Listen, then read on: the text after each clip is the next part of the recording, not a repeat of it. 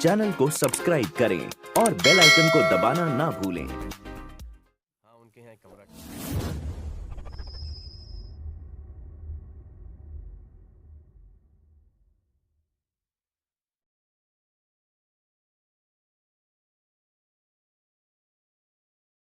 Hello दोस्तों, नमस्कार। आपके अपने YouTube चैनल मनी मस्ती पर आपका स्वागत है। दोस्तों, आज की वीडियो में हम BPCL लिमिटेड के बारे में बात करने जा रहे हैं। जी हाँ, कंपनी के कारोबार को समझेंगे, साथ में इससे जुड़ी हुई खबरों की बात करेंगे।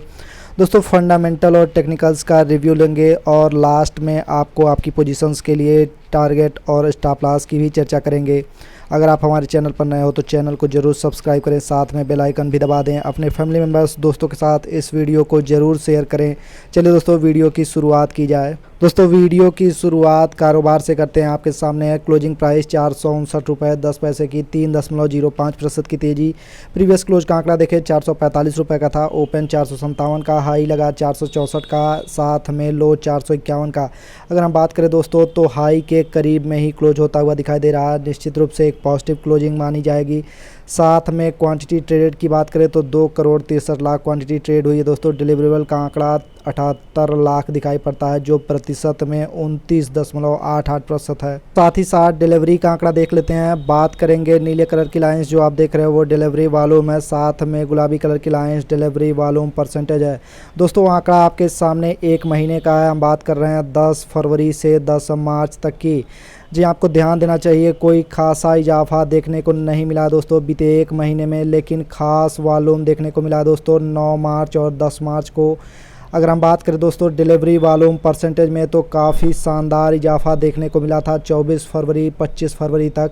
उसके बाद दोस्तों 9 मार्च और 10 मार्च को भी काफ़ी हाईएस्ट डिलीवरी वॉल्यूम परसेंटेज दिखाई पड़ता है। चलिए दोस्तों, टेक्निकल्स की शुरुआत करते हैं। रिटर्न प्रोफाइल से आपके सामने BPCL लिमिटेड का ओवर 1 वीक का रिटर्न अगर हम चर्चा करें तो 1.89% की गिरावट देखी जा रही है। 474 का हाई लगा दोस्तों, साथ में लो 437 का। अगर हम बात करें दोस्तों एक महीने के हाई की तो 482 का हाई है, साथ में लो 401 का। रिटर्न प्रोफाइल अगर हम देखें दोस्तों तो 10% की तेज़ी देखने को मिली है। अगर हम बात करें दोस्तों साथ में 3 महीने का आंकड़ा तो 14% की तेज़ी देखने को मिली है। 482 का हाई, 357 का लो। 6 महीने का आंकड़ा देखें दोस्तों तो 6.33% की तेज़ी, 482 का हाई, 325 का लो। साथ में एक साल की चर्चा करें तो 7.9% की तेज़ी देखने को मिली है। 882 का हाई, 252 का लो। 3 साल का आंकड़ा देखें दोस्तों 4% का ही रिटर्न देखने को मिल रहा है 3 साल के पैरामीटर पर। 549 का हाई, 238 का लो। इसके अलावा 5 साल का आंकड़ा देखें दोस्तों 159% की तेज़ी देखने को मिली है। 551 का हाई, 176 का लो। इसके अलावा दोस्तों 10 साल का आंकड़ा आपके सामने है 405% की रिटर्न देखने को मिली है। 551 का हाई लगा है 10 साल में, साथ ही लो था 76 रुपये। साथ ही साथ पीवट का लेवल चेक कर लेते हैं दोस्तों। 3 रेजिस्टेंस दिखाई देते हैं, 450 का पहला, 456 का दूसरा, 460 का तीसरा। इसके सामने 3 सपोर्ट भी हैं दोस्तों, 441 का पहला, 436 का दूसरा, 431 का तीसरा। जी हाँ दोस्तों, ये पीवट के हिसाब से सपोर्ट रेजिस्टेंस रहे। जी हाँ दोस्तों, कंपनी से जुड़ी हुई खबरों की चर्चा करते हैं। आपके सामने एक हेडलाइन है, BPCL बोर्ड टू मल सेकेंड इंटरिम डिविडेंड ऑन 16 मार्च। तो इस खास खबर को देखें तो BPCL रिफाइनिंग और मार्केटिंग गतिविधियों में काम करती है, जिसमें डाउन स्ट्रीम पेट्रोलियम सेक्टर शामिल है। भारत सरकार के पास 31 दिसंबर 2020 तक BPCL में 52.98% की हिस्सेदारी है। जी हाँ दोस्तों, BPCL का बोर्ड मंगलवार 16 मार्च 2021 को बैठक करेगा, जो कि FY 2021 के लिए दूसरे अंतरिम डिविडेंड की घोषणा के प्रस्ताव पर विचार करने का है। इसके अलावा BPCL की दिसंबर तिमाही के लिए शुद्ध लाभ को देखा जाए दोस्तों तो 120% की वृद्धि दर्ज हुई है, जो पिछले साल इसी तिमाही के लिए 1260 करोड़ रुपए पर दिखाई देता है। इसकी चर्चा हम आगे करेंगे दोस्तों, लेकिन अभी का अपडेट यही है कि इस तिमाही में 2777 करोड़ पर यह शुद्ध लाभ दिखाई देता है। साथ ही साथ इनके राजस्व में भी वृद्धि देखने को मिली है, जो 1.4% बढ़कर 86,579 करोड़ का हो गया है। जबकि पिछली दिसंबर तिमाही में यह 85,368 करोड़ का था। दोस्तों अन्य खबरों की बात करें तो BPCL trust sell BPCL share worth of 5,525 crore. इस सप्ताह के शुरुआत में BPCL trust in investment in share ने अर्थात बीपीसीएल ट्रस्ट ने 5500 करोड़ रुपए से अधिक अपनी ट्रेजरी शेयरों को नष्ट कर दिया। इन्होंने 9 मार्च 2021 को बल्क डील के आंकड़ों के अनुसार बीपीसीएल ट्रस्ट ने 12 करोड़ 60 लाख 33,090 शेयर 438 के भाव पर 5525 करोड़ रुपए में बेचे। अलग से आईसीसीआई प्रूडेंशियल म्यूचुअल फंड ने इसकी हिस्सेदारी को उठाया दोस्तों 0.68%। उन्होंने उठाया है 438 के भाव पर, जो 608 करोड़ रुपए का था। साथ में यह लेन देन एनएससी पर देखा गया। एक अलग लेन देन के माध्यम से आईसीसीआई प्रूडेंशियल म्यूचुअल फंड ने 13.88 मिलियन शेयरों को औसतन 438 रुपये 10 पैसे पर उठाया, जो कि 608 करोड़ रुपए का था। नवीनतम शेयर होल्डिंग पैटर्न की बात करें तो ट्रस्ट के पास 7.33% हिस्सेदारी। इसके साथ साथ अक्टूबर 2020 में शेयरों में निवेश के लिए बीपीसीएल ट्रस्ट ने बीपीसीएल में शेयर्स 1489 करोड़ मूल्य के 4.33 करोड़ शेयर बेचे।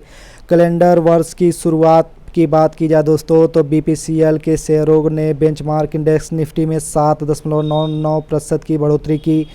इसके खिलाफ 17% की बढ़त हासिल हुई थी। राज्य के स्वामित्व वाली बीपीसीएल वर्तमान में विनिवेश के लिए नेतृत्व कर रही है, जिसमें प्रबंधन नियंत्रण के हस्तांतरण के साथ साथ सरकार एक रणनीति निवेशक को कंपनी में अपनी पूरी 52.98% हिस्सेदारी बेच रही है। जहां दोस्तों बजट में ये ऑलरेडी मेंशन था। वहीं दोस्तों इस महीने की शुरुआत में बीपीसीएल ने अपनी 61.65% की होल्डिंग को नुमालीगढ़ रिफाइनिंग में ऑयल इंडिया लिमिटेड और इंजीनियर्स इंडिया लिमिटेड और असम की राज्य सरकार के एक संघ को बेच दिया।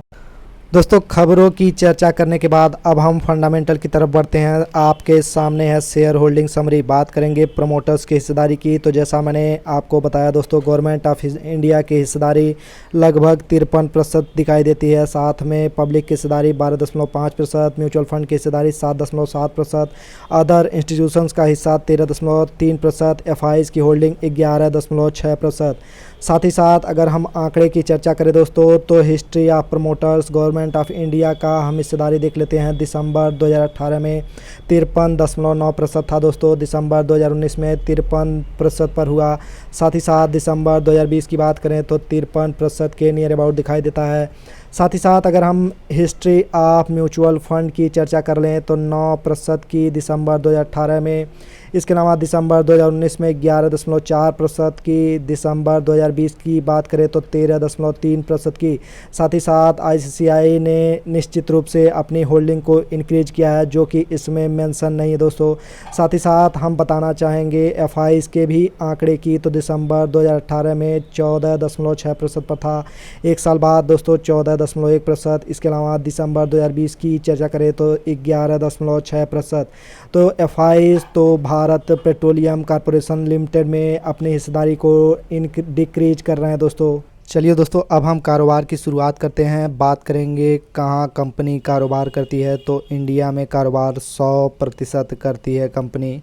साथ ही साथ आपको ध्यान देना चाहिए इनके प्रोडक्ट सेगमेंट की। तो डाउनस्ट्रीम पेट्रोलियम से 100% प्रोडक्ट सेगमेंट है दोस्तों। कंपनी का कारोबार जैसा कि भारत में ही है, तो हम देख लेते हैं भारत के किस हिस्से में कहाँ कहाँ फैला हुआ है। अदर्स का आंकड़ा 9%, जयपुर में 2% कारोबार करती है, नासिक में 12%, बिडड्डी में दोस्तों 28% कंपनी कारोबार करती है। साथ ही साथ अगर अन्य आंकड़ों की बात करें तो सबसे बड़ा आंकड़ा बेंगलुरु का है दोस्तों। और अगर हम साथ में मार्केट शेयर की चर्चा करें तो पॉलीप्रोपिलीन में इनका मार्केट शेयर 46.5% दिखाई पड़ता है। साथ ही साथ अन्य आंकड़ों की बात करें तो बेंजीन में इनका मार्केट शेयर 34.9% दिखाई पड़ता है। इसके अलावा रिटेल फ्यूल का आंकड़ा देखें तो 26% पर दिखाई पड़ता है। साथ ही साथ अगर हम बात करें एलपीजी मार्केट शेयर की तो कंपनी का मार्केट शेयर 26.5% पर दिखाई पड़ता है। वहीं साथ में इनके प्रोडक्ट ब्रेकअप की बात करें तो अदर्स का आंकड़ा 14%, लिक्विडिफाइड पेट्रोलियम गैस का आंकड़ा 11% या अर्थात एलपीजी का हिस्सा 11% पर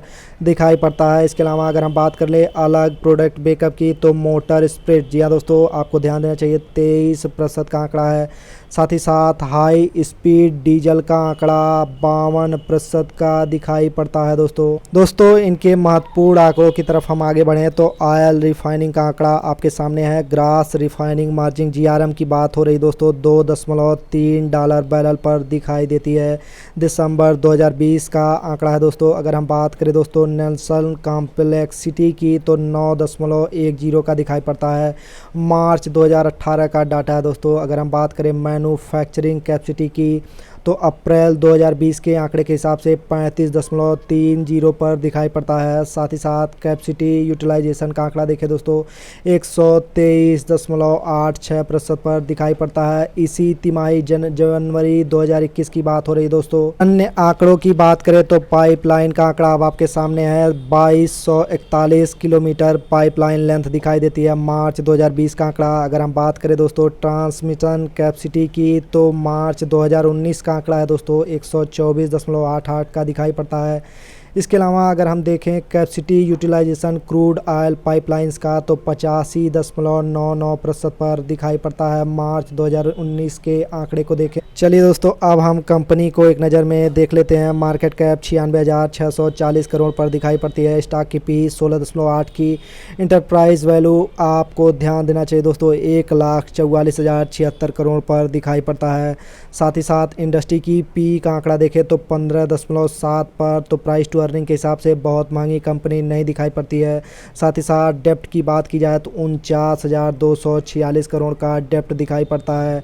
अगर हम बात करें इनके डेप्ट टू इक्विटी की तो 1.23 का आंकड़ा तो अच्छा आंकड़ा माना जा सकता है दोस्तों। साथ ही साथ इंटरेस्ट कवरेज रेशियो अगर देखें दोस्तों तो 6.34 पर दिखाई पड़ता है, जो कि काफ़ी शानदार आंकड़ा माना जा सकता है। शुरुआत करेंगे इनके कारोबार के आंकड़े की तो कंपाउंडेड सेल्स ग्रोथ 10 साल का 9%, 5 साल का 3%, 3 साल का 12%, ट्रेलिंग 12 मंथ का -23% पर दिखाई पड़ता है। साथ में इनके प्रॉफिट की बात कर लें तो 10 साल का 9%, 5 साल का -4%, 3 साल के आंकड़े की बात करें -23%, ट्रेलिंग 12 मंथ का -27%। जी हाँ दोस्तों, नेट प्रॉफिट में तो काफ़ी अच्छा इजाफा नहीं दिखाई दे रहा है। साथ ही साथ अगर हम बात करें स्टॉक प्राइस CAGR की तो कंपाउंडेड एनुअल ग्रोथ रिटर्न 10 साल का 17%, 5 साल का 11%, 3 साल का -2%, 1 साल का 29% दिखाई देता है। इसके अलावा रिटर्न ऑन इक्विटी की बात की जाए तो 10 साल का 20% पर, 5 साल का 23% पर, बीते 3 साल का 19% का।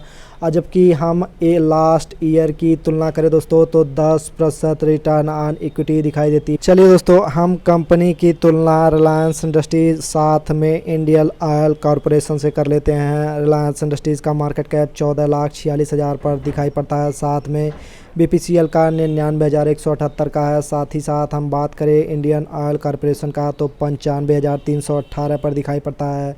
इसके अलावा अगर हम बात करें दोस्तों इनके प्राइस टू बुक वैल्यू या अन्य आंकड़ों की तो 3.46 का रिलायंस इंडस्ट्रीज़ का प्राइस टू बुक वैल्यू है, जबकि BPCL का 2.62 है। वहीं इंडियन ऑयल कॉरपोरेशन का 0.93 है। बात करेंगे इनके प्राइस टू अर्निंग की तो 17.28 पर दिखाई पड़ती है। रिलायंस का 52.57, जबकि इंडियन ऑयल कॉरपोरेशन का 12.11 पर दिखाई पड़ता है। इसके अलावा EPS की बात करें दोस्तों 26.46 का आंकड़ा, वहीं रिलायंस का 40.68, इंडियन ऑयल कॉरपोरेशन की बात की जाए तो 8.36 का आंकड़ा है। अगर हम बात करें दोस्तों रिटर्न ऑन इक्विटी की तो 7.67 पर दिखाई देती है, जबकि रिटर्न ऑन इक्विटी रिलायंस का 7.45 का है, जबकि अगर हम बात करें इंडियन ऑयल कॉरपोरेशन का तो 1.30 का दिखाई पड़ता है।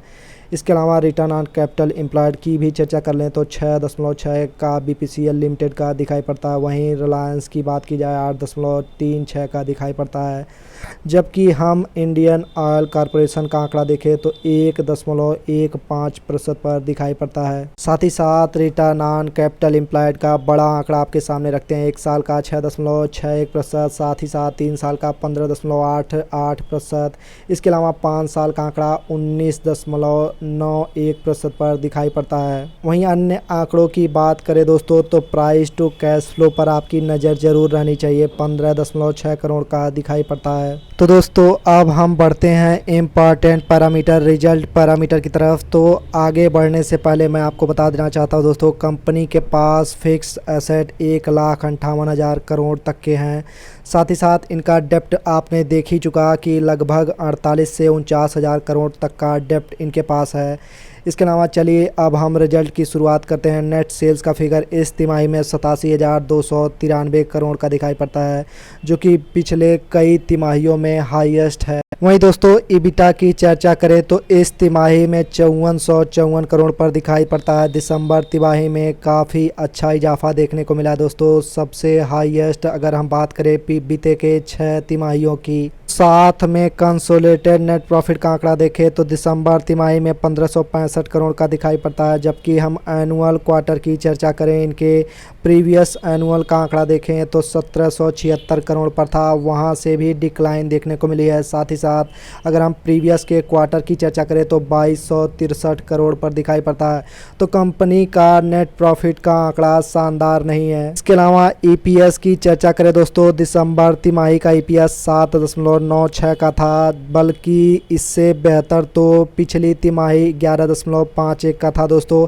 साथ ही साथ एनुअल तिमाही का अगर हम चर्चा करें दोस्तों तो 9.03 पर यह आंकड़ा दिखाई पड़ता है।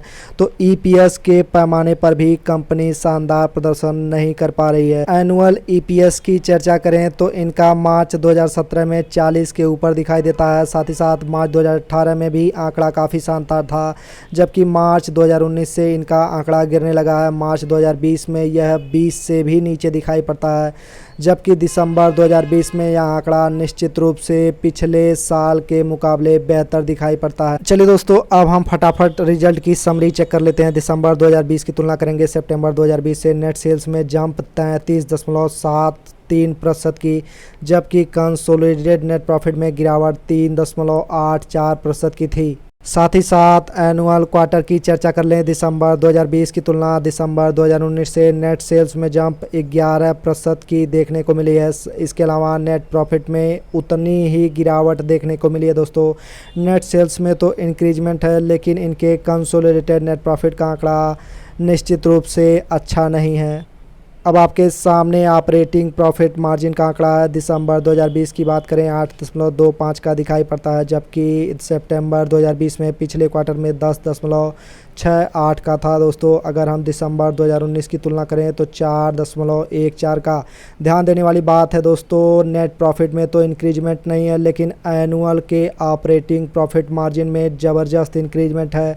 साथ ही साथ सितंबर 2020 से यह आंकड़ा निश्चित रूप से कमज़ोर दिखाई पड़ता है। तो दोस्तों अब आपके सामने BPCL लिमिटेड का चार्ट है। अगर हम बात करें पैरामीटर्स की तो सबसे पहले मैंने 1 डे टाइम फ्रेम को चूज़ किया दोस्तों।